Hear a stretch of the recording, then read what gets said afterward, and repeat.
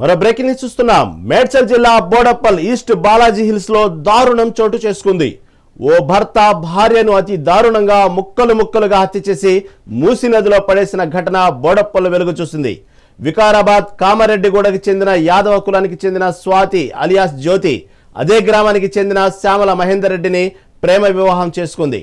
హైదరాబాద్ వచ్చి బోడప్పల్లోని బాలాజీ హిల్స్ లో 25 రోజుల క్రితం వచ్చి అద్దెకుంటున్నారు. మహేందర్ రెడ్డి అనే వ్యక్తి గర్భవతైన తన భార్య స్వాతిని చంపి మృతదేహాన్ని ముక్కలు ముక్కలు చేశాడు. అనంతరం శరీర భాగాలను మూసిలో పడేశాడు నిందితుడు. గమనించిన స్థానికులు పోలీసులకు సమాచారం ఇచ్చారు. ఈ ఘటనపై జ్యోతి బావ ఫిర్యాదుతో నిందితుడిని అదుపులోకి తీసుకున్నారు. పోలీసులు అదుపులోకి తీసుకుని విచారిస్తున్నారు.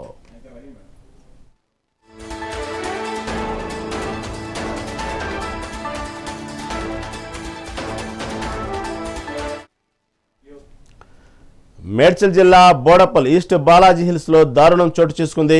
ఓ భర్త భార్యను అతి దారుణంగా ముక్కలు ముక్కలుగా హత్య చేసి మూసి నదిలో పడేసిన ఘటన బోడప్పల్లో వెలుగు చూసింది. దీని గురించి మరింత సమాచారం మా రిపోర్టర్ హారిక అందిస్తారు. హారిక, చెప్పండి, ఏంది బోడప్పల్ ఇంత దారుణమైన ఘటన? తెల్లారుజామునే ఈ ఘోరమైన వార్త వినాల్సి వచ్చింది. ప్రేమించి పెళ్లి చేసుకున్న భార్యను అంత కిరాతకంగా, అది కూడా గర్భవతైన భార్యను అంత కిరాతకంగా నరిపి ముక్కలు ముక్కలుగా నరికి మూసి నదిలో పడేసిన ఘటన, దీని గురించి తాజా అప్డేట్స్ ఏంటి?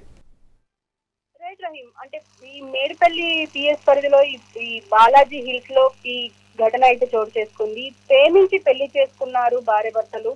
కానీ ఈ అత్యంత కిరాతకంగా ఎందుకు చంపాల్సి వచ్చింది అనేది ఇంకా కారణాలు అయితే బయటికి తెలియాల్సి ఉంది. కానీ చనిపోయిన జ్యోతి ఎవరైతే ఉన్నారో భార్య, ఆవిడ గర్భవతి అని తెలుస్తోంది. అంటే ఈ ముక్కలుగా చేసే క్రమంలో అందరికీ అంటే కొంచెం శబ్దం రావడంతో స్థానికులు పోలీసులకు సమాచారం ఇచ్చారు. దాంతో ఇప్పుడు ఇదొక సెన్సేషన్ అయిపోయిందనే చెప్పుకోవాలి. మనం రీసెంట్ గా కూడా చూసాము, రామ్మూర్తి తన భార్యని ఎంత కిరాతకంగా చంపి కుక్కర్లో ఉడకబెట్టిన సంఘటన మనం ఇంకా సంవత్సరం గడుస్తున్నా మర్చిపోలేని పరిస్థితి. అలాంటిది ఇప్పుడు గర్భవతిని కూడా ఇలా భార్య గర్భవతిగా ఉంది, పైగా ప్రేమించి పెళ్లి చేసుకున్నాడు మహేందర్. అయినా కూడా అంటే తల్లిదండ్రులందరినీ ఎదిరించి, కుటుంబ సభ్యులందరినీ ఎదిరించి పెళ్లి చేసుకొని అన్యోన్యంగా ఉంటున్నారు అని తెలుస్తుంది. అసలు ఇంటి పక్కన కావచ్చు, ఆ ఏరియాలో కావచ్చు, వాళ్ళు ఉంటున్న ప్రెమిసెస్ లో వాళ్ళకి ఎవరితో ఎలాంటి గొడవలు లేవు. పైగా అందరితో కలుపుకోలుగా ఉంటారు. ఈవెన్ జ్యోతి కూడా అందరితో చాలా కలుపుకోలుగా ఉంటుంది అని చెప్పేసి స్థానికులు కూడా చెప్తున్నారు. అంటే ఆ అమ్మాయిని అత్యంత కిరాతకంగా చంపడమే కాదు, ఆమె ముక్కలు చేసి ఒక చెత్త భాగం మాత్రమే పోలీసులు స్వాధీనం చేసుకున్నారు. మిగతా భాగాలన్నీ మూసీ నదిలో కలిపేశాడు ఈ మహేందర్ అని చెప్పేసి అంటున్నారు. అసలు ఏం జరిగింది, మరి ఎలా, అసలు వీళ్ళిద్దరి మధ్యలో ఏమైనా గొడవ జరిగిందా అనే కోణంలో ప్రస్తుతం పోలీసులు అయితే విచారిస్తున్నారు. రహీం, అంటే ముఖ్యంగా అసలు వీళ్ళిద్దరూ గత కొంతకాలంగా ప్రేమించుకొని పెళ్లి చేసుకొని తల్లిదండ్రులకు దూరంగా ఉన్నట్టయితే తెలుస్తోంది. ఈవెన్ ఈ మహేందర్ వాళ్ళ కొడుకు తల్లితో మాట్లాడిన సందర్భంలో కూడా వాళ్ళ తల్లి చెప్తున్న విషయాలు ఏంటంటే, మాతోని సరిగ్గా మాట్లాడట్లేదు, మాకు దూరంగానే ఉంటున్నాడు మా కొడుకు, పైగా మాకు దూరం ఉంటుంది కాబట్టి నేను కూడా ఏమీ అనలేదు, వాళ్ళ బతుకు వాళ్ళు బతుకుతున్నారు కదా అని చెప్పేసి ఉన్నాము. ఇప్పుడు మా మీదకి కూడా వచ్చే అవకాశం ఉంది, వాడు అంతా బానే ఉండే, మరి సడన్ గా ఇట్లా ఎందుకు చేసిందో ఏమో అని చెప్పేసి వాళ్ళు కూడా మాట్లాడుతున్నారు. అంటే వాళ్ళని చూస్తే మాత్రం మాకు గొడవలు పడాలని లేదు, అందుకే మేము దూరంగా ఉన్నాము అని చెప్పేసి అంటున్నారు. పైగా ఈ మహేందర్ ఈ క్యాబ్ డ్రైవర్ గా వర్క్ చేస్తున్నారని చెప్తున్నారు. అయితే ఇప్పుడు నెల క్రితమే బోడుప్పల్లో వచ్చి ఇక్కడ నివాసం ఉంటున్నట్టయితే తెలుస్తుంది.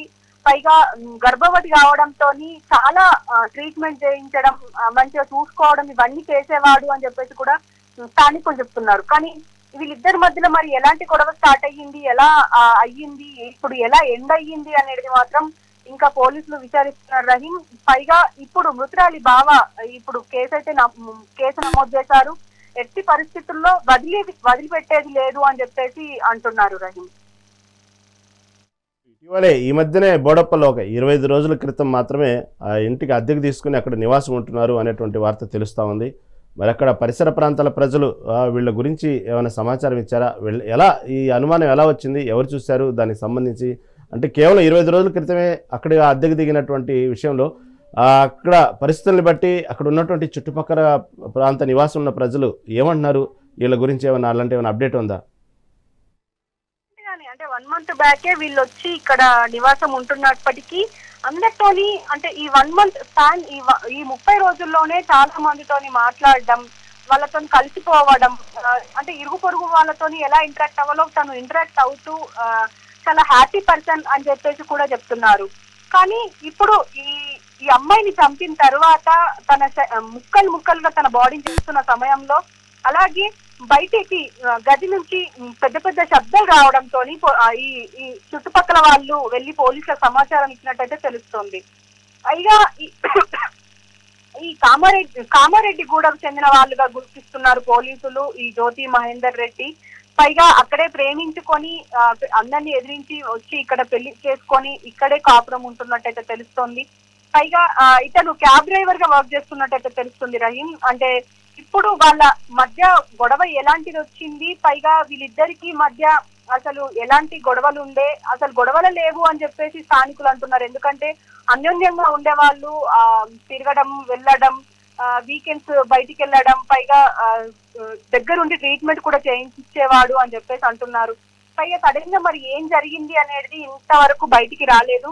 పైగా జ్యోతి తల్లి కూడా విలపిస్తుంది.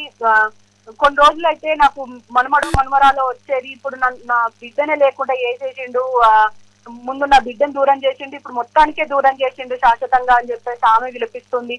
అసలు ఏం జరిగింది అనేది మాత్రం సస్పెన్స్ గానే ఉంది. పోలీసులు ప్రస్తుతం మహేందర్ ని అదుపులోకి తీసుకొని విచారణ అయితే మొదలు పెట్టారు. మరి చూడాలి ఎలాంటి డీటెయిల్స్ బయటకు వస్తాయి అనేది. Right, thank you for updates.